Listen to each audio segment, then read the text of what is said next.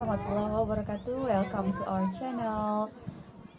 Baiklah teman-teman, nabda bil basmalah. Bismillahirrahmanirrahim.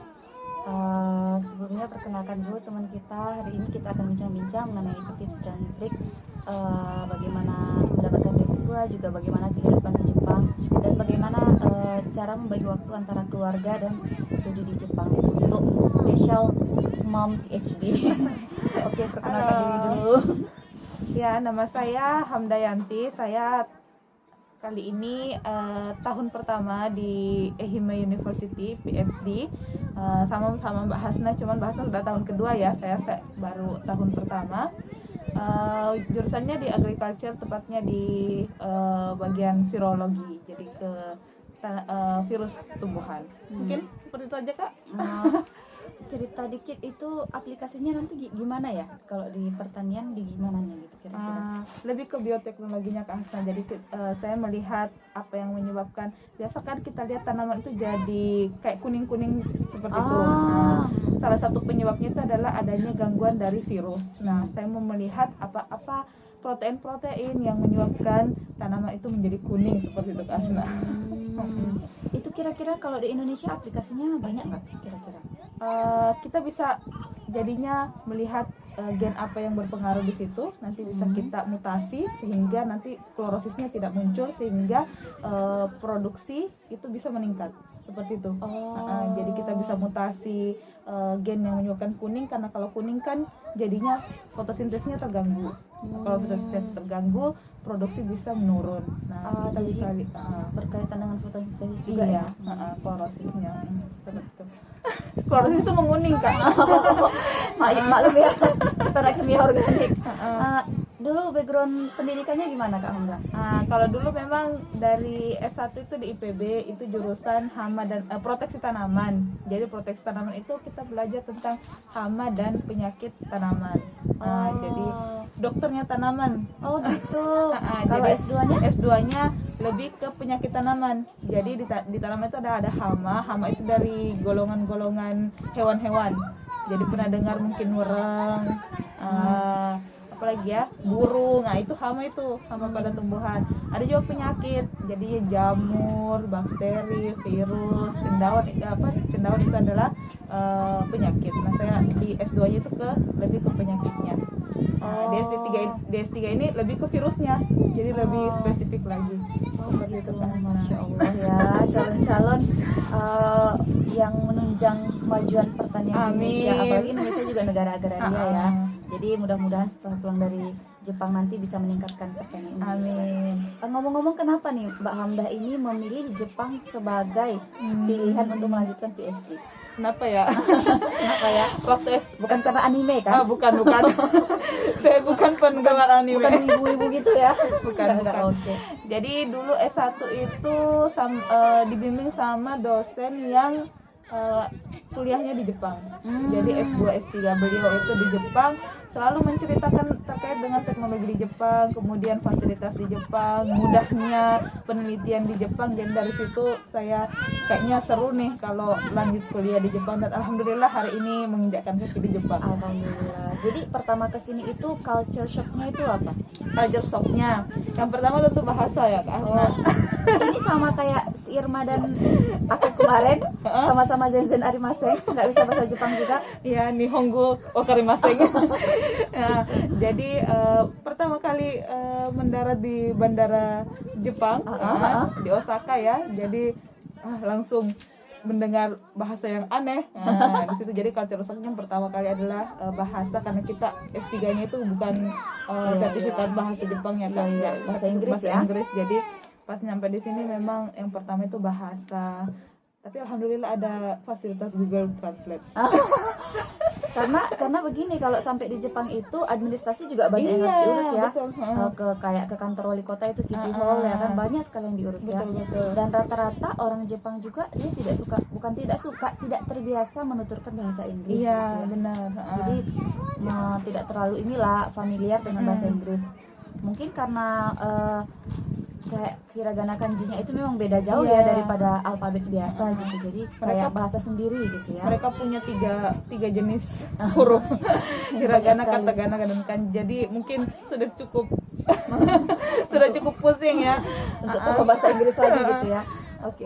Jadi yang pertama kali itu memang bahas terus transportasi Kak Hasna. Ya, kan berbeda dengan di Indonesia. Jadi di Indonesia kan kita ada, cuman terbatas. Kalau di sini ada bus yang ada aturan-aturannya, kereta. Jadi di situ sih sebenarnya. Ini lebih ke culture shock baiknya tapi ya Iya, kali iya. ya. Fasilitas transportasinya lebih bagus Iya. gitu ya. Oke. Berarti yang ini culture shocknya bukan ke arah negatif ya, Iya. ke arah positifnya. Wah, shock sekali, ternyata bagus sekali Ternyata gitu ya. bagus. Masya Allah. Peraturan-peraturannya juga, misalnya cara buang sampah gitu, kita tidak laksanakan di Iya, Indonesia. harus dipilih-pilih ya. Ini sampah plastik, terus ada pembagian harinya juga Iya, buangnya ya. jadi nggak sama setiap hari itu kita betul. beda-beda. Yang dibuang itu juga agak shock juga, jadi harus belajar di situ. Ya kalau di Indonesia kan semua sampah jadikan Digabung, satu gitu kan. buang tiap hari nggak Buang tiap apa-apa. hari, ya. Apalagi di daerah tertentu yang belum mengelola sampah, buang aja di pinggir sungai gitu ya. Kalau di sini nggak boleh ya, nggak boleh. Akan ketangkap polisi. Jadi itu ya bagusnya ya. Berarti itu lebih ke culture shock yang mantapnya gitu Iya, ya. yang Terus kira-kira Mbak Hamda di sini beasiswa kah apa private student? alhamdulillah beasiswa. Beasiswa. Kira-kira untuk menyiapkan beasiswa itu yang paling terutama harus kita siapkan betul-betul nih untuk lulus beasiswa itu apa ya? Kira-kira.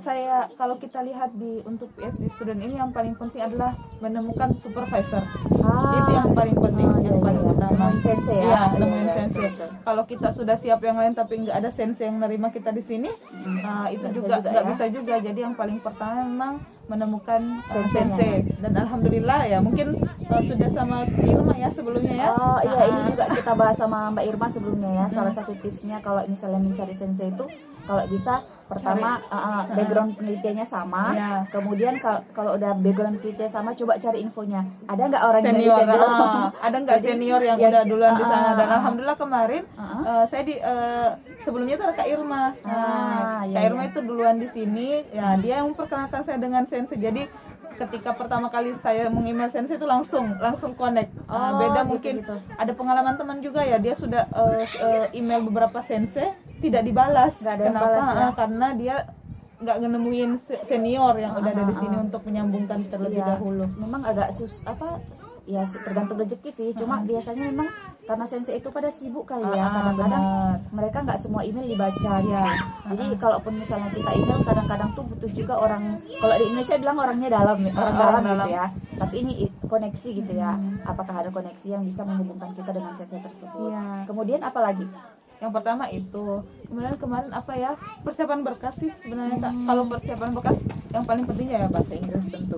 Bahasa Jadi Inggris ya. kemarin alhamdulillah sempat les, tapi les yang singkat karena ini juga pendaftarannya kayaknya nggak terlalu lama kemarin ya. Itu paling sebulanan persiapan berkas dan lain sebagainya betul. itu. Jadi persiapan bahasa, kemudian kalau kami karena sudah ASN di kampus, jadi persiapan tugas belajar harus istilahnya dapat izin dulu dari atasan. Iya, Kalau betul, nggak betul. dapat izin nggak bisa berangkat juga. Ada ya pengalaman teman udah semangat mau berangkat tapi atasan bilang jangan dulu, nanti kosong posisi dosen tersebut, jadi nggak berangkat. Kalau ini Mbak Hamda kemarin malah disuruh ya. Iya. Ayo cepat-cepat kuliah. Kalau kalian itu malah ya udah cepet. Biar cepat ya, biar banyak, biar supaya semakin banyak ininya ya, Iya. orang sumber daya Sumber daya di kampus. dosennya ya.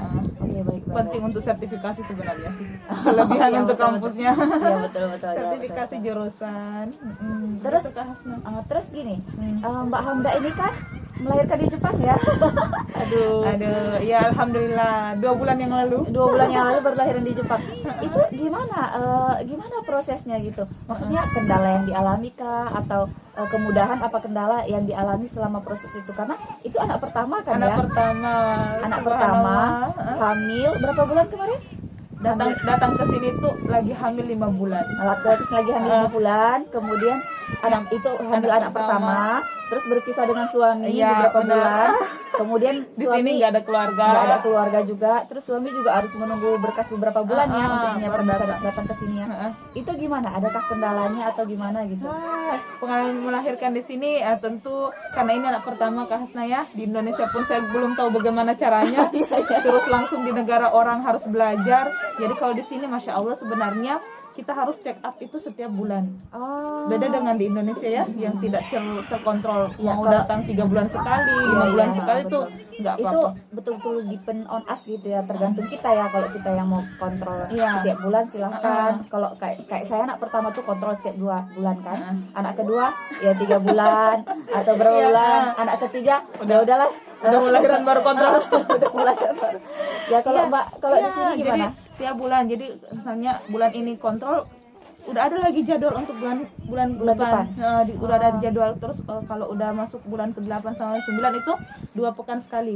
Jadi sudah dikasih jadwal di situ, dan ketika kita datang memang sudah ada nama kita di situ. Hari ini siapa aja yang mau Dan datang. itu on time ya, On kalau time. di Jepang nggak On bisa nggak on time ya. Jadi pas datang di sini alhamdulillah juga sudah ada sebelum yang orang Indonesia yang hamil ya, jadi bareng ke rumah sakitnya, dan itu sebagian besar mereka hanya bisa bahasa Jepang.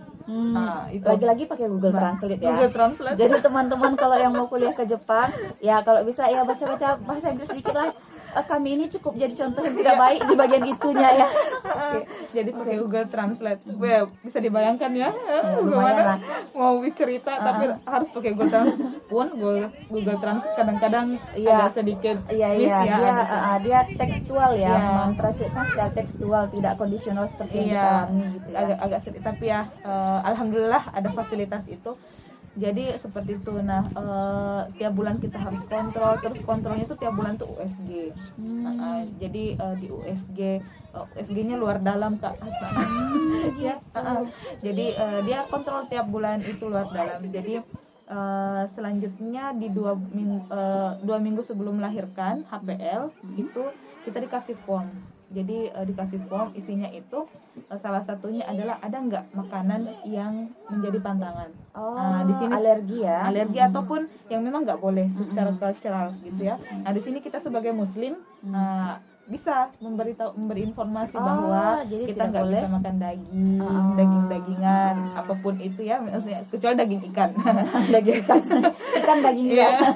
Oke. Jadi daging- Karena gini ya, mungkin teman-teman sebagian kok daging kan ayah boleh gitu. Iya, Tapi iya. kan kalau ayam itu bisa halal kalau penyembelihannya secara Islam, secara ada syariat. bismillahnya ya. Pakai Jadi bismillah. kalau misalnya nggak secara syariat juga nggak boleh Iya. ya kan. Jadi kenapa kita mengeneralkan semua daging nggak boleh Iya, gitu ya? Jadi kita tulis seperti itu, apa saja nggak boleh, mirin atau alkohol dan turunannya. Jadi mereka juga nanya susu bisa apa enggak, tapi di sini kadang-kadang susu kan ada yang nggak halal, jadi saya generalkan saja susu lebih baik saya tidak. Jadi masya Allah setelah itu setelah lahiran memang disiapkan sesuai apa yang kita inginkan, hanya diberi jus seperti itu Kak Hasna, teh, air putih, dan makanannya juga ya sesuai yang kita minta, sayur-sayuran, kemudian ikan, telur. Jadi di sini baiknya Jepang, mereka menghargai, Toleran ya, toleransinya sangat-sangat tinggi. toleransi. Tapi gini, itu kan setiap bulan kontrol, kemudian setelah lahiran juga disediakan makanan segala macam, Iya, iya. dikontrol oleh dokternya. Itu biayanya berapa ya? Ya, di sini Apalagi ada- di Jepang mahal kan? di sini kan ada asuransi Kasna. Jadi kita sampai di sini kan pas kemarin nyampe di City Hall itu kita ngurus-ngurus berkas Asuransi? itu kan ada asuransi. Jadi alhamdulillah itu tercover sama asuransi. Jadi paling kalau kita kontrol yang tiap bulan itu saya juga nggak ngerti ya gimana, kadang-kadang bayar, kadang-kadang nggak, pun bayar hanya 1.000 yen atau 100.000. Kalau di Indonesia kita USG berapa ya? Ya nggak bisa lah segitu, 100.000 ya kan. Saya pernah dapat 100.000 itu karena udah bukan. Iya betul, diskon karena udah telat lahiran kan. Jadi sama dokter itu disuruh datang tiap hari. Jadi sekali datang itu 100.000 gitu. Oh itu kondisional. Iya kondisional. Jadi saya bayar 100.000 itu pun tidak tiap bulan. Maksudnya kadang-kadang bayar, kadang-kadang enggak.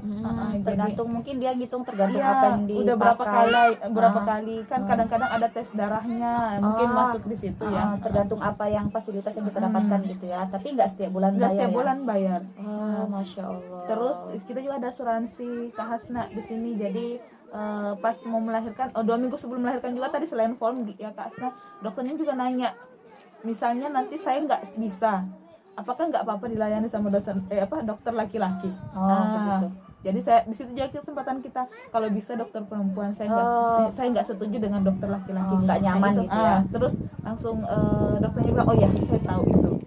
Jadi mereka sangat keren lah di Jepang toleran ini, ya, toleransi. menghargai komitmen orang lain gitu ya. Heeh. Karena kan ya begitu sih, nggak boleh menjelekkan negara sendiri ya. Cuma kadang-kadang kan ada tuh yang sedikit julid ya, kalau misalnya ada beberapa orang yang ingin menjaga tetapnya dokter perempuan, ada yang ribut gitu ya. Iya. Kalau saya sih tergantung orangnya ya kan. Iya. Itu kan tergantung komitmen masing-masing Iya. kan.